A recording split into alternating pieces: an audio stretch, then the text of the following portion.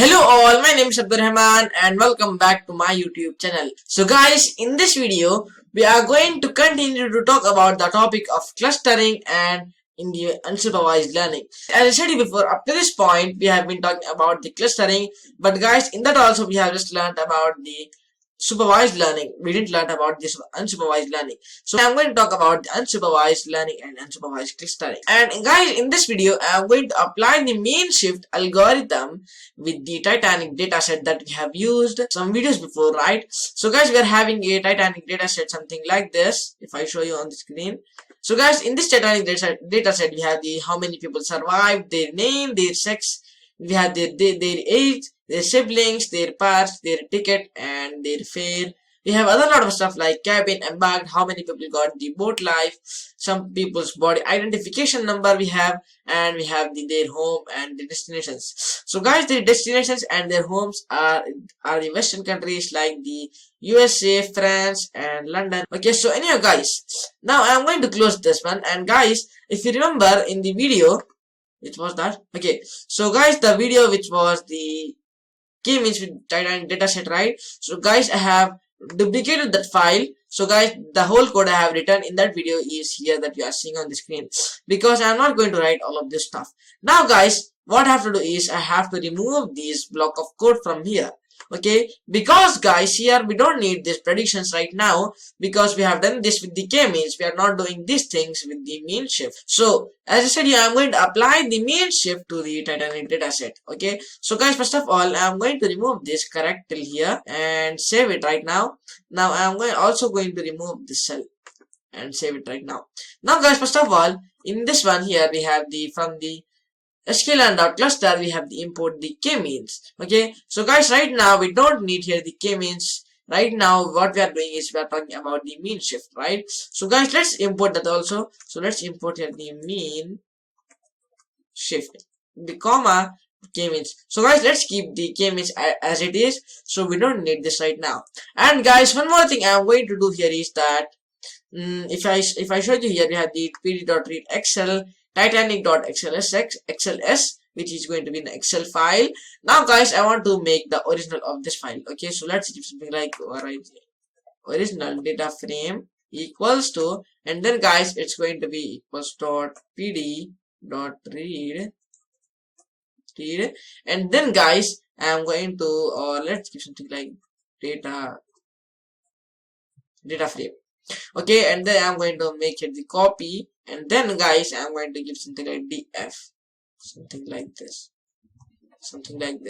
Now guys, what I'm going to do is I'm going to run from the top, right? Not right now, after some time, because right now we don't need to we don't need to run this one. Okay, now guys, first of all, what I have to do is, if I scroll down till the bottom of this page, so you can see here we have the clf equals to k-means, and we have the processing and all of those stuff as type. Now we have the number of clusters. Now the important thing that here I have missed here is that we have the k-means, right? But here what we are doing is we are applying these Titanic dataset with the shift mean shift, right? Now I am going to remove this k-means, and instead of this, I am going to add here the mean shift, something like this. Okay, and guys, I'm going to use here the brackets, and guys, in the clf.fit here, it's going to be x, because somewhere around, let's find it, x, okay, sorry. So guys, here only I have created this one, right? So I was searching all the page. Now guys, here I have to add here the labels and other lot of stuff. So let's go ahead and get started by adding all of those stuff right now. First of all guys, I'm going to add here the labels. Okay, so let's give here something like labels, or labels, ls. Okay, and then guys, it's going to be equal to clf dot classifiers dot labels again, and then I'm going to give here the underscore, and then guys, here we have to give here the cluster centers. So guys, if you remember, in the last video I have given the introduction to the unsupervised learning, mean shift, right, in the machine learning, right? So there I have talked about the classifiers, and I have talked about the cluster centers. So guys, that's what I am going to add here, those things. So I'm going to create a variable for this one, something like cluster centers. It is going to be equal to clf dot cluster centers. Okay, we have the cluster centers, and guys, it's going to be underscore again right now. Now guys, what I'm going to do is here I'm going to recall here, as I said you, I'm going to use here the original. I'm going to make the copy of this, and then guys, so that's what I'm going to use here, right? So guys, for using them, I'm going to do something like let's give something like original data frame. I don't remember what I give here. Okay, so we have the original data frame. It's something like this, and the square brackets I'm going to give. And guys, in the square brackets, I'm going to give it the cluster, and then cluster group. Okay, and it should be something like this. Now we don't have anything to add, but let's give it as equals to nan. So guys, as I said here before, what is the use of nan? So nan is known as the null values. So numpy.nan. Okay, so anyhow guys, now we have to do here some more stuff, like here we have to add here the for loop, and we have to do here the iLog, use here the iLog and other lot of stuff. So guys, let's add here the for loop, and for I in range, but here for I in range. Okay, now guys, for I in range, and then in the it should be equals to length of the x. Okay, here you can see we have created the variable known as x. Sorry. Okay, so for I in range, we have the length of the x, and then guys, I'm going to semicolon, and here let's use here the original data frame, which is going to be equal to, not equal to, here we have to use here the cluster group, right? So guys, here I have created somewhere around the cluster group. So where did I create this one? Okay, so I didn't create this one. So let's find for the cluster group. Let's do one thing, Control F, and how many places? Add one place only. So anyhow guys, now we have the cluster group. Here also I'm going to add here the cluster group, and it's going to be closed itself here. Okay, now we have the original diff and original data frame, and guys, it's just not finished here. Here we have to add here the iLog, right? Now guys, first of all, I'm going to add here the iLog, and then I'm going to talk about what is the use of iLog. So guys, in the series of the data science with basics, I have talked about what is the use of iLog, how it's used, why it's used, etc. And I think I have also referenced that in the machine learning series also. So anyhow guys, let's type in that one. So let's talk about it again. Okay, now let's add it. We have the iLog I, then it's going to be labels. Now guys, what I want to do here is to add here the survival rates, like how many people survived. If I open here the Excel sheet, one survived, like 0, this one not survived. So I want the rates, like for example, if you go on the Amazon.com, and then if you search for some product, then you are going to get the rate for the product, like 5 stars or 3 stars, something like that. But guys, here also I want to know how many people survived, like the survival rates. Okay, so let's create here the survival rates, and guys, it's going to be equal to the flavor braces I'm going to create. And guys, as I said you, I'm going to talk about what is the use of iLog in the Python in the machine learning also.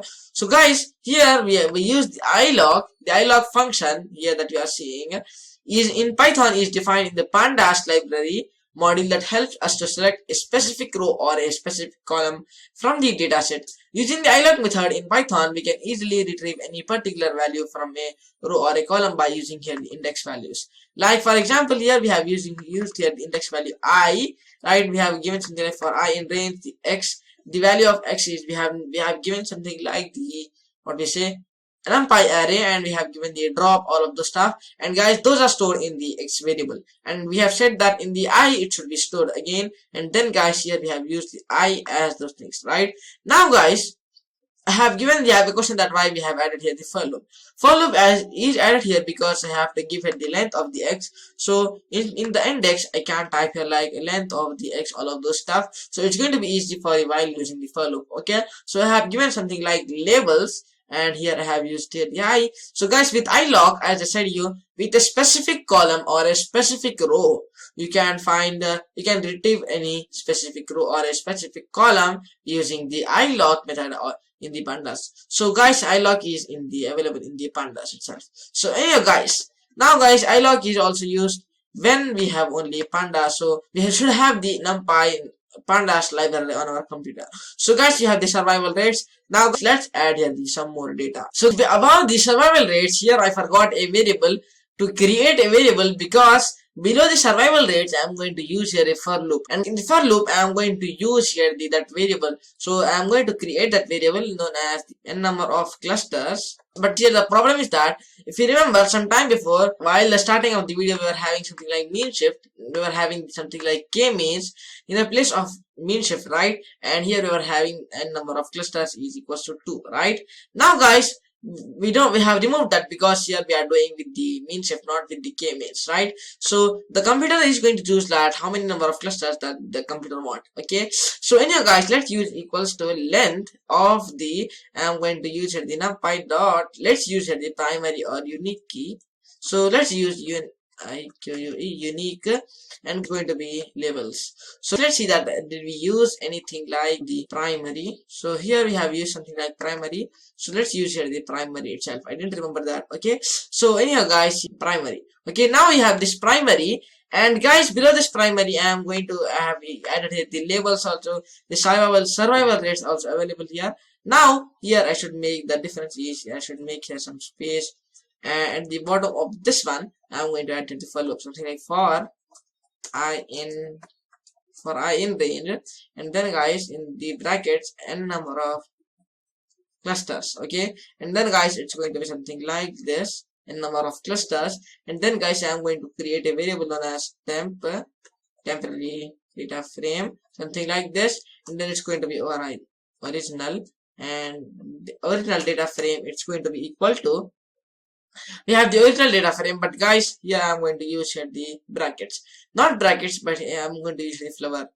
square brackets. Okay, so anyhow guys, let's create another this one where we are having this one, and in the brackets I'm going to give something like original data frame. Okay, and guys, beside this original data frame, again a cluster groups, right? So guys, for doing that one I'm going to give here something like cluster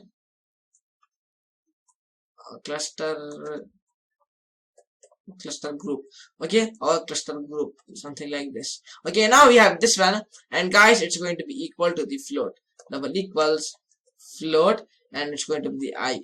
Okay, so let's use it, this one.